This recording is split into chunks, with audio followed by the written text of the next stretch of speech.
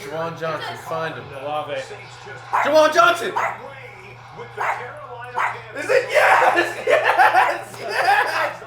Fuck you! Yeah! We're back, baby! You like that? You like that? You like that? You like that? Let's go! Yes, of all people, the hero. Everything that could have gone wrong has gone wrong. DeAndre Swift is not who I thought he was. Marvin Harrison Jr. doesn't appear to be who I thought he was. At least Devon Achan's doing good. But I'm going to get my ass kicked no matter what, so. Commissioner's notes, commissioner's notes, commissioner's notes, commissioner's notes, commissioner's notes, commissioner's notes. The Commissioner's Notes Podcast. Well. We're back, baby.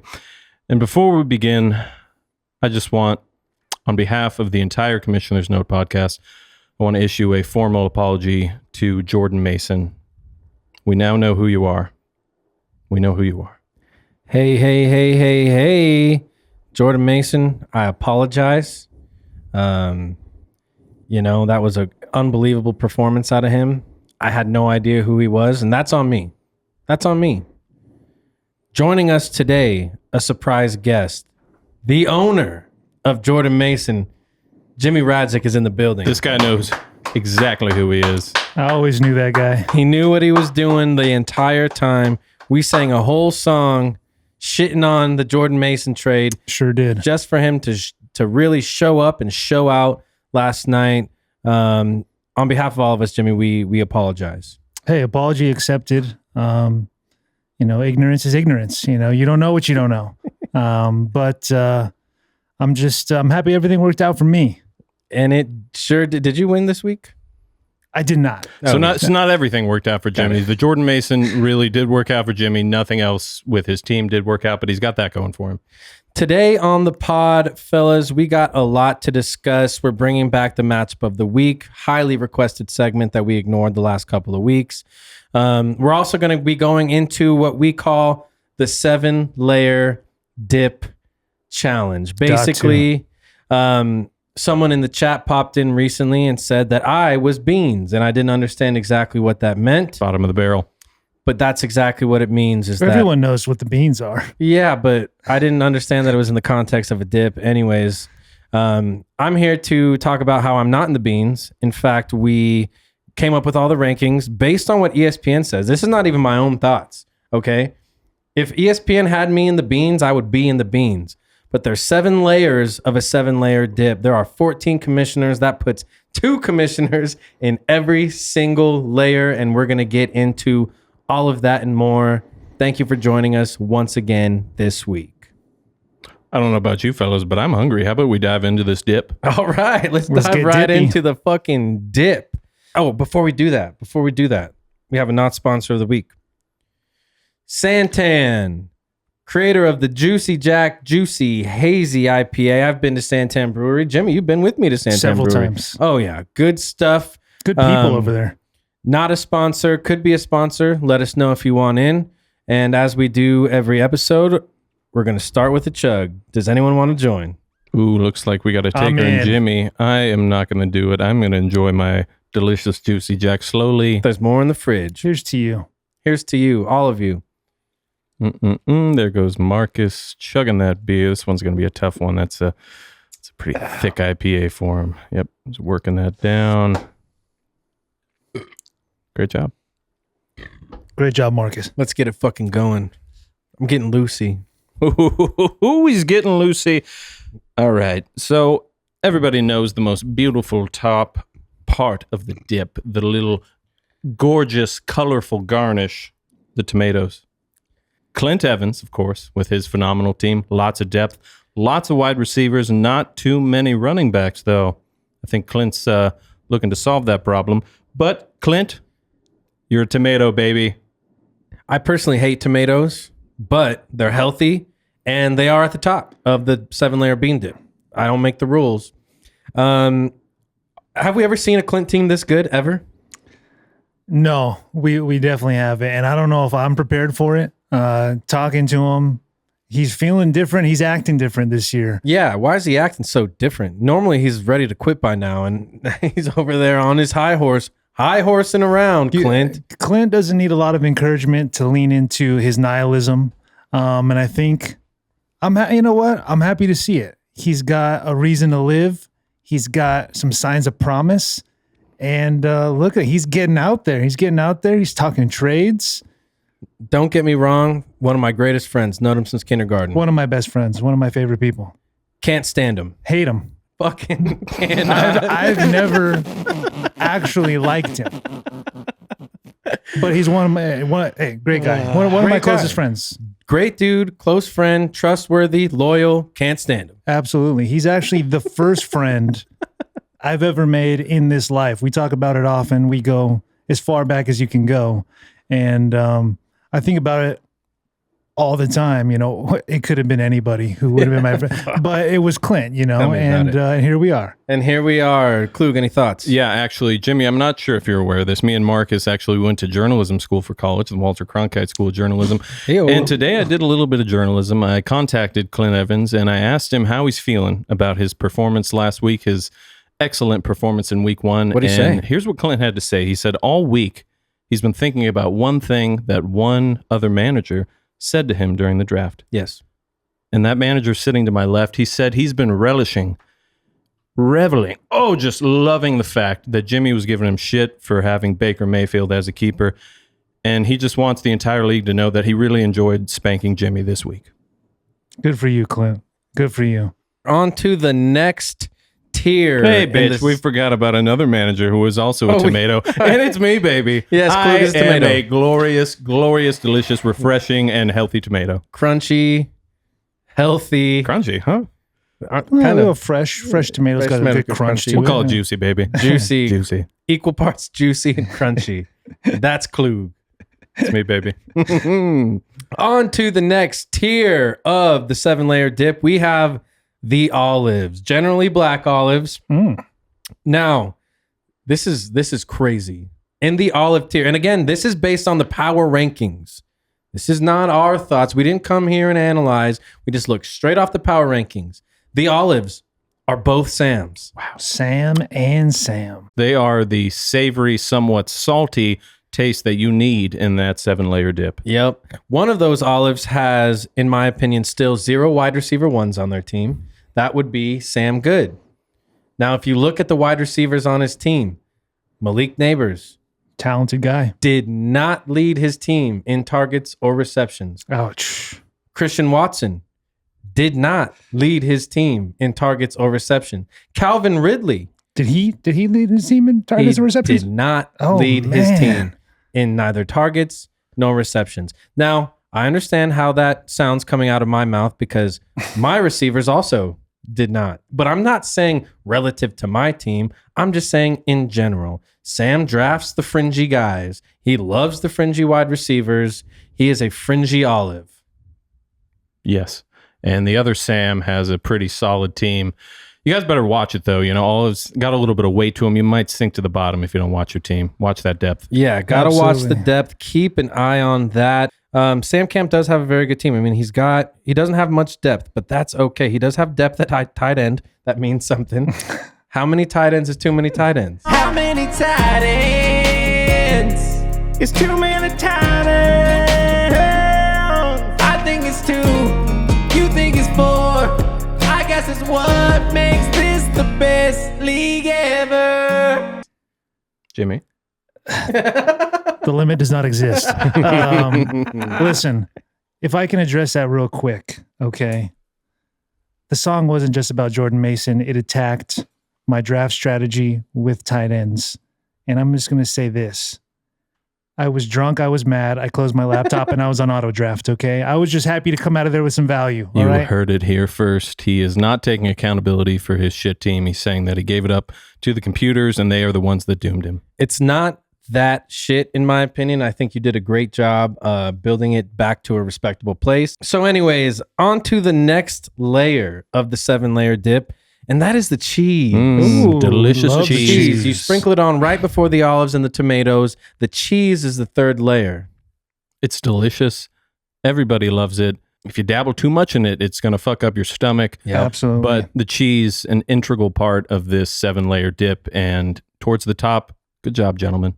Yeah, so we got Trevor and Brandon in the cheesy tier. I hope Trevor's in Italy right now, scarfing down on some cheesy pastas and things of that nature. Parmesan, burrata. So it's only right that Trevor's in that tier. Give me some thoughts, boys. If you need to pull up their teams, pull them up. Trevor, Brandon teams, give me some thoughts. Brandon, of course, beat my ass unconscious this week. Didn't love it. Did not love it. He was also the first to discover the taunt feature on the ESPN app, which, fuck that. ESPN, if you're listening, there was no need to fucking include a taunt feature. On Thursday night, all of a sudden, I got a notification on my phone that said, Brandon taunted you. 1 yard rushing touchdown. I don't know how you guys feel, but I feel a little bit of bad juju about using my taunts. I think I was sitting on 7 or 8 taunts, didn't use them, because I was coasting to a victory. I didn't want to jinx anything. I used it every time I had the opportunity. Did you use it? Minimal usage from Reardon, but, used it when he could. I've learned my lesson, to stay biblical. They say, pride cometh before the fall.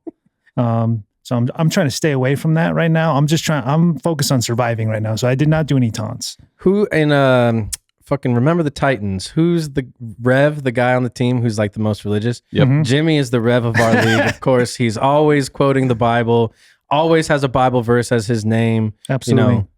God bless and you. Rev's best friend, obviously Clint, the morbidly obese character, and Remember the Titans. I can't remember what his name is, but that's you. That's Clint. Yeah, that's Clint. Vital part of the team. Yeah. Coach says it's all right to bleed out of the ears. Coach said it's all right to bleed from the ears. Great movie. Let's get Different back movie, to it. sorry. Go ahead, Jimmy. Would you like to read off the next tier? Yeah, let's take a look. Who do we got here? Sour cream. Ooh, right under the cheese. creamy. Polarizing for sure. Both dairy, but we know which one stands higher. The cheese is higher. In that sour cream region, we've got Rami and we've got Kyle. My thoughts, to be honest, Kyle and Trevor are two of the GMs who, season by season, I'm always wondering how is their record not complete asshole? Yep. They find a way to win, though. Credit to them. He does. And, Kyle really loves Austin Eckler. Big fan. I think he needs to give that up. I think it's time for him to give up his love for Austin Eckler. I certainly hope he doesn't carry it into the next season. He generally overpays for the man, be it via trade or just drafting. What did he draft him for last year? Like $78 or something $78. It was an outlier. It was the highest bid of any player in fantasy football, and it was a mistake. Is Kyle's team? Does he have a strong team? He's got some talent on there. Hurts at quarterback. That's gonna, Is he good? I don't know, but he does some stuff. The tush push. Is it? I think it's still alive, right? Yeah. I would think so. He's got weapons. I don't know. So Stephon Diggs, right? I think he's the ultimate sell high target in the entire league right now. If I was Kyle, I would be looking to offload Stephon Diggs the moment that I can, coming off a 2-touchdown week, but he did not lead his team in receptions or air yards. 6 catches for 33 yards and 2 touchdowns. This is the highest you're ever going to be able to do it. Take advantage of the name.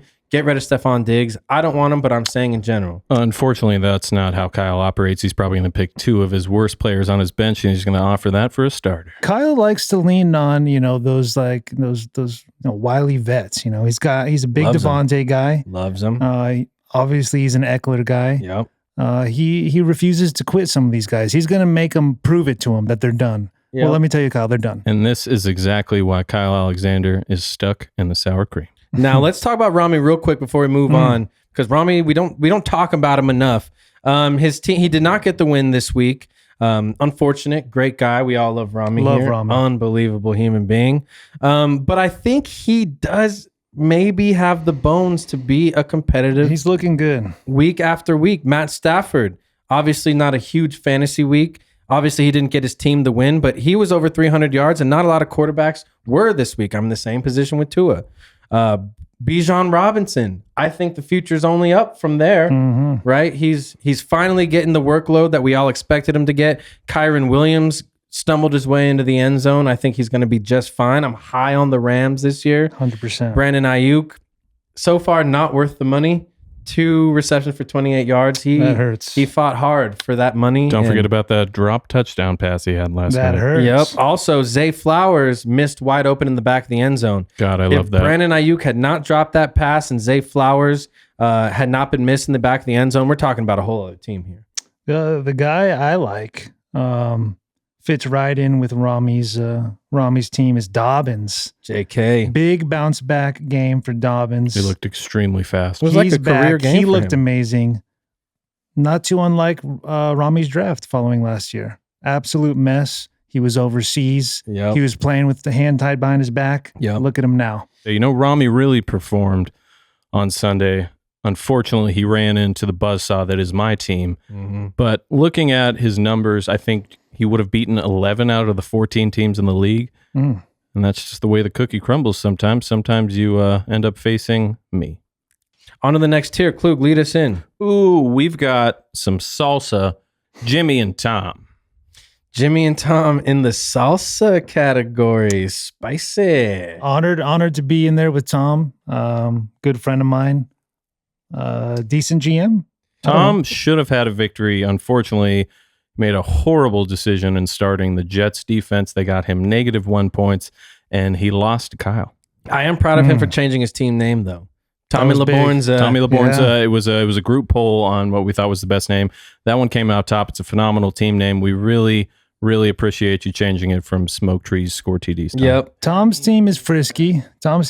He's got some talent on there, but he's got a lot of danger zones on that roster. I mean, he's probably got the biggest injury from week 1. Yeah. Oh, yeah, absolutely. Jordan Love out for 2 to 3 weeks. 3 to 6. I think 2 to 3. They didn't put him on IR. thought it was 6 to 9. So I think they're hoping for 3 to 4. We're going to see, but how Tom responds is going to be interesting. We'll see if he goes in and tries to pick up old Malik. Listen, Tom's Malik. not panicking. He made it very clear. He's not panicking. What did he say? He It's said week one. Week 1 is the new preseason. It's the new normal.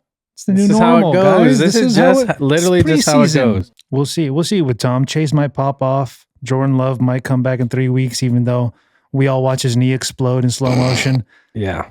Well, hoping the best for you, Tommy. Now, let me take us into the next tier, boys. The Are we talking next about my tier. team? Oh, yeah. Fuck. What am I doing? Jimmy's team. Let's get into it. Jim. What would it how be if you we're not talking feeling? about me? Yeah. What are we doing? Why did I bring you here? Yeah, listen, it's been said my draft did not go as planned. I was playing a little bit with one hand tied behind my back, considering it was the love of my life's birthday, and I was very drunk. That being said, brick by brick, trade by trade, I'm getting back.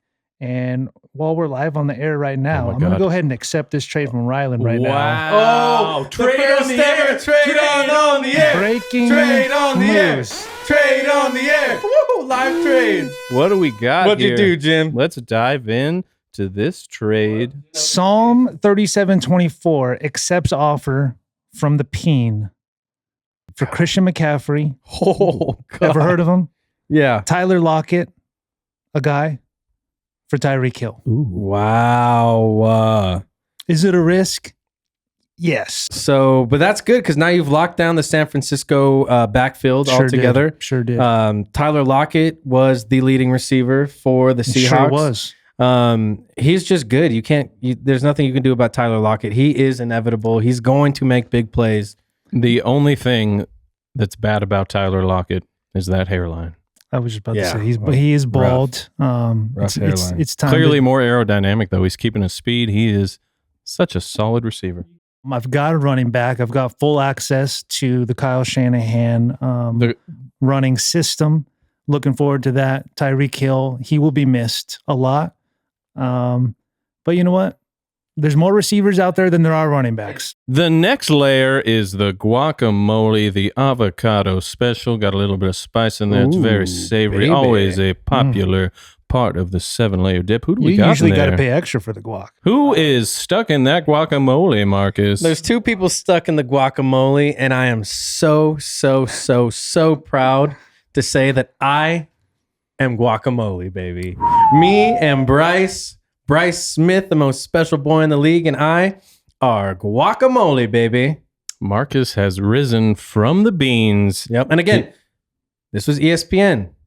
This is what the app tells me. Not our opinion. This is not my There opinion. is no culinary collusion going on here. Absolutely not. How could you? But me and Bryce, let's go ahead and start with the old Bryce Smith, the Nice Kirky team. Cuzzies, Drake Lundy's. I mean, I think he's still going to be fine. Just because we're stuck in the guac right now doesn't mean we're going to be in the guac forever. Right.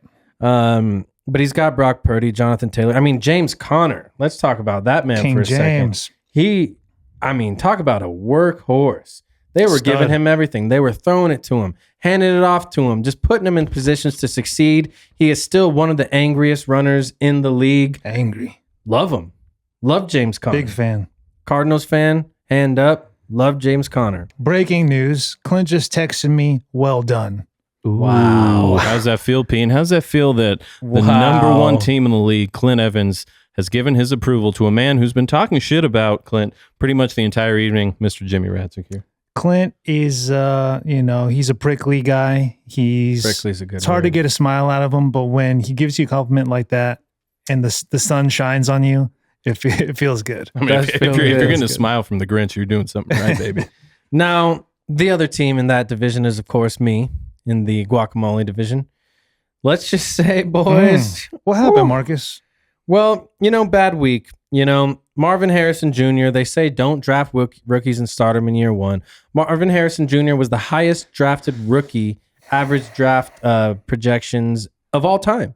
There has never been a rookie taken more in terms of the highness, in terms of all that stuff than Marvin Harrison Jr. The process was sound. Right. How did he do? He actually caught one ball for 4 yards. Is and that then- good? And then he dropped another one. I think he had 3 targets. He was wide open. Kyler missed him towards the end of the game. Could have changed the outcome of that game altogether. He did not.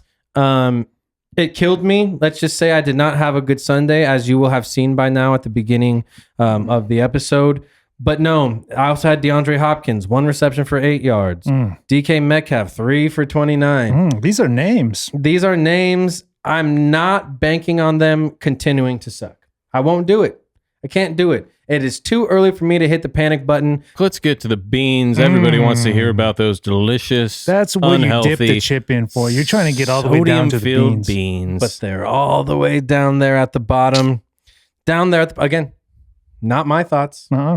Just going off of what the data, the hard data in front of my face is telling me right now, this very second. And that is the beans are Mr. Rylan Hancock, who was at one time the best team in the league. Was that a thing that happened? He was number one. I congratulated him in the morning. I think he very quickly traded that away. 1 he to does. 14. I went 4 to 14, but we have never seen That's a a steep fall. 13 spot fall. He just traded away Christian McCaffrey right now. Hopefully that strengthens the boys over there. He does have Tyreek Hill now, which is nice. He has an absolutely lethal supply of wide receivers, and I guarantee you he will be trading 1 or 2 of those for some nice running backs because I don't know that he has any good running backs right now. He's got both the Broncos running backs. Oh, I don't Jaleel know. McLaughlin and Javonte Williams. That's always going to be the winning formula. When it comes to Professional Javonte, football players. I'm out. I've been out. Javonte Williams sucks. Jaleel McLaughlin is slightly better, but he's also very small, and he's better at catching the ball than he is running it. And of course, Mr. DJ Giroux, In the beans. also in DJ the double beans stack. tier. Stuck in the frijoles. I think this is the first time since he's joined the league that he has been ranked so low. Obviously had a pretty tough week. Aaron Rodgers didn't perform. Zamir White is not who everyone thought he was going to be. I don't know why He is everyone not. thought he was going to be that. Alexander Madison outpaced him this week. Tony Pollard is a bright spot. Debo is obviously a bright spot. Deshaun Watson, get him out of here. Get him the fuck out of here. Get him the fuck And the fact that Outta here. DJ traded for that man. Oh, He was chasing the stack. He was chasing the double stack. Deshaun Watson, a very questionable decision. DJ, you got a solid team, but you're stuck in the beans, baby, and you got to get out. In the beans. He's got to be stressed. He needs a massage. I don't know. Let me quote DJ might Giroux need a here. massage. It's week 1, baby. He's not worried. He's holding his Week cards. 1 is the preseason. It's the new normal. That is what Tom said. It's the new normal. Anyways, that is the 7-layer bean dip that is our league currently. Again, I am guacamole and not beans. Even though this whole thing started with everyone calling me beans, again, I'm not. I mean, if you ask me, I could be beans. According to the data, the hard data, I am not beans. I'm guacamole. If there's anything we know about a good 7-layer dip, which I think we've all enjoyed. Oh, yeah, absolutely. Once you start getting in there, people are putting chips in, you're enjoying it. Those ingredients start to get murky. Things start moving around. I think we're going to see a lot of movement this year in this dip. Klug, any final thoughts? It's delicious. Everybody wants to eat it, but you don't want to be at the bottom. Don't want to be at the That's bottom. for sure. Last segment of the week, boys. And again, thank you, Jimmy, for joining us here today. I know it was a long 5-minute drive over here for you, so I appreciate you doing that. It is the matchup of the week. It's back. People were complaining that it was not in the pod last week, but it's back. Klug, matchup of the week. We have number 1 in the rankings. We got Clint Evans going up against Sam Good. Wow. I love Clint. I just don't like him. So what is that? An For the olive record. versus a We got an tomato. olive versus a We tomato. got an olive versus a tomato matchup. We all know we got what Larry happens the when those two tomato. face off. Oh man, it's a tough one, but I'm just gonna have to ride this huge wave that is Clint's excellent team. I'm going with the tomato here. If I had to eat tomatoes or olives the rest of my life, I don't particularly love either, but I'm going with tomatoes. Ketchup is good. I'm going with Clint. Clint's team's looking strong. Clint's strong. I think he's going to keep it rolling. Start 2-0. I like it. You heard it here first. We're picking the fruit. Clint Evans, you tomato bastard. We're taking you Congratulations, over you Sam fruit. Good. Yeah, congratulations, you fruit. Tomato is a fruit, in case you weren't aware. Well, no song this week. Sorry for the extra long episode today, folks. We just had a lot to discuss. We're really getting into that dip. Looking forward to a week 2 of action. I believe I will be driving home from Payson for like the first hour of those games. Klug, help yourself to my house. I will. I know the gate code. I will let myself in and sit on your couch with your dogs and your fiance. Perfect. Keep the trades coming, boys. Keep the trades coming from all of us here at Commissioner's Notes. It's been a pleasure. We love you. Welcome back.